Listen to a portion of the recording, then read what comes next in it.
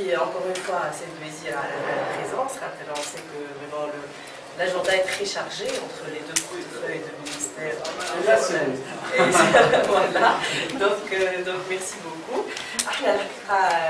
Cette école du jeune dirigeant, elle a été lancée, c'est la 6e promotion. Donc en fait, la Ouled de Mouneya et sont là.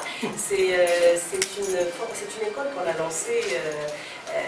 L'objectif c'est de soutenir en fait les jeunes dirigeants et les entrepreneurs par le développement de compétences en termes techniques, développement personnel, etc. Donc là, l'idée initiale il y a des dirigeants, des entrepreneurs, et en fait, ils n'ont pas forcément de formation de management, etc.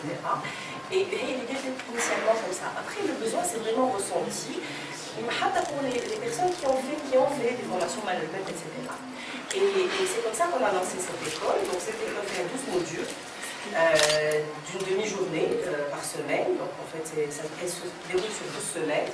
Et faire des modules en fait sur tout ce qui est développement personnel, leadership, développement personnel, et des modules techniques.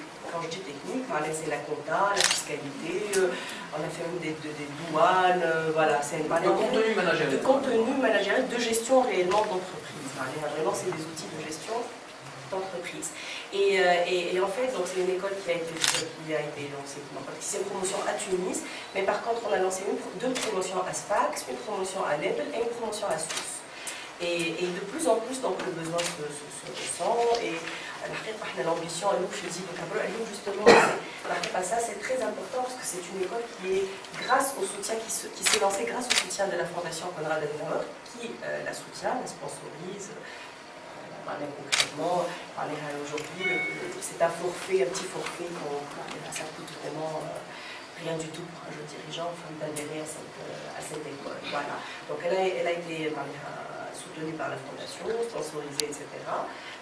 Et donc ça nous permet, le besoin de plus en plus se ressent, une forte demande, et là on a l'ambition encore de développer cette école. Nous on a une trentaine de formateurs dans le vivier interne, digital, marketing, et en fait chaque région adapte en fonction de ses besoins aussi. On a une trentaine de formateurs sur les différents fils des le partenaire professionnel, le partenaire institutionnel et le partenaire universitaire. Et avec ça, on a la composition pour pouvoir donner une certification sans aucun problème. Voilà, agréée. Nous aurons toutes les composantes de certification institutionnelle, professionnelle et universitaire. Et là, c'est bon, on est bon. Donc voilà, juste pour réagir très vite par rapport à ta proposition, on peut aller là-dessus. Bien, donc nous, en 2 mots par rapport à la stratégie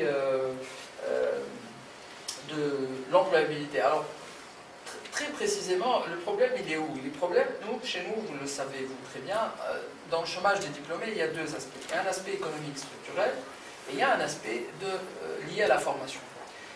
L'aspect économique, ça ne dépend pas réellement que de l'université.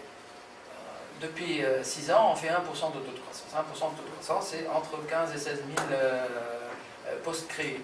L'université sort un flux contenu depuis 6 ans entre 55 000 et 60 000 diplômés par an. Donc non seulement le stock des 240 000 chômeurs est là, mais il va augmenter inexorablement. Tant qu'on n'est pas passé à 3 et 4 et 5% de taux de croissance, il ne pourra pas être résorbé structurellement parlant. C'est mathématique. Bon.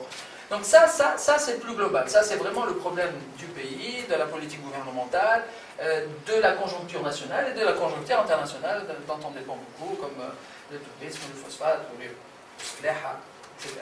Bien. Donc ça c'est général, c'est la politique gouvernementale. Nous on a dit, par ailleurs, on a ce paradoxe. Vous êtes tous des chefs d'entreprise et vous vivez ce paradoxe. C'est que le chef d'entreprise a des milliers de chômeurs, il y a une annonce, il y a des milliers de réponses, des centaines de réponses, par défaut, ça c'est terrible. Et là, c'est là où on peut agir, c'est-à-dire sur la qualité de la formation, sur la façon de travailler avec les entreprises pour que le produit final puisse être employable.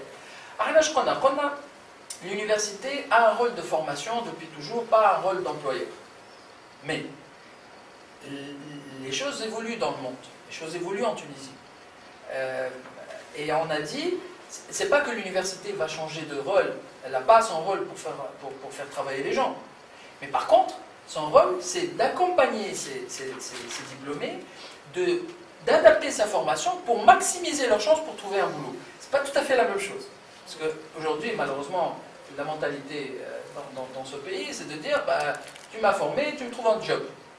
Et de préférence dans le public et avec un salaire fixe. Oui, à 4 chiffres. Et si je peux avoir la secrétaire et la voiture avec, ça me va très bien. Bon, je schématise, mais pas tant que ça. Pas tant que ça. Vous avez vu un petit peu la médiatisation qu'il y a depuis quelques mois sur les docteurs chômeurs. Les docteurs chômeurs, dans leur très grande majorité, plus de 80%, demandent à travailler dans le public. Et pas autre chose. Alors on dit, là, il y a l'initiative privée, il y a des entreprises qui ont des recherches et développement, qui sont prêts à embaucher. Ouais, non mais c'est pas pour nous. Pourquoi? Parce que l'esprit entrepreneurial, l'innovation, ça se fait au prix des gamins puissent faire ce qu'ils aiment faire, ce pourquoi ils sont bons, non pas avec une orientation par ordinateur de manière complètement anonyme. Et le gros est fait. Après, il faut travailler vous-même en tant que chef d'entreprise. Vous prenez un gars qui parle très bien, qui a une bonne culture, mais qui a un petit problème, souci technique.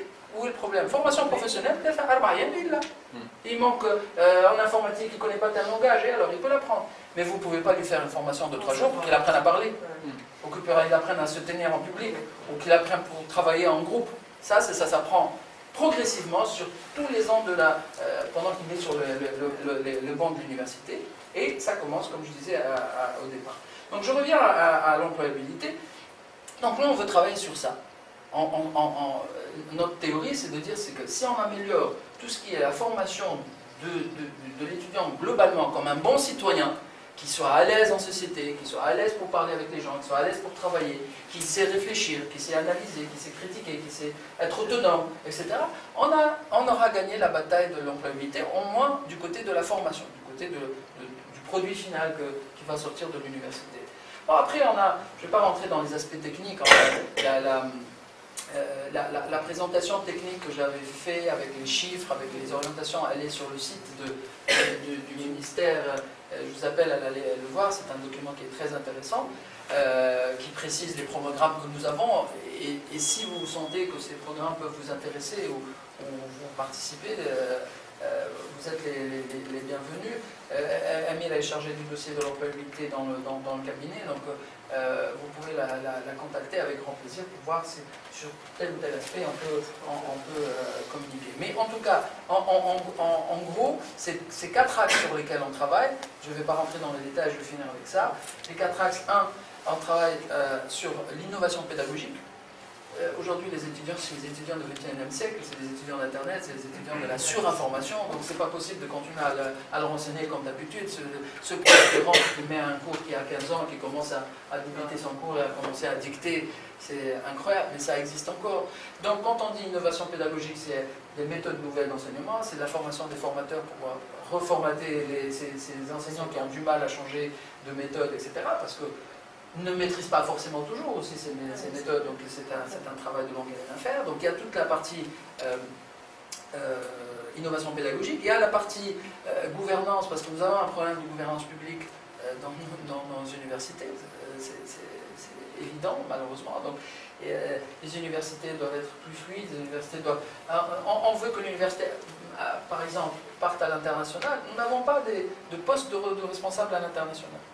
On veut que l'université ait un bon marketing, que les gens parlent positivement de l'université. Il n'y a pas de responsable com dans nos institutions universitaires.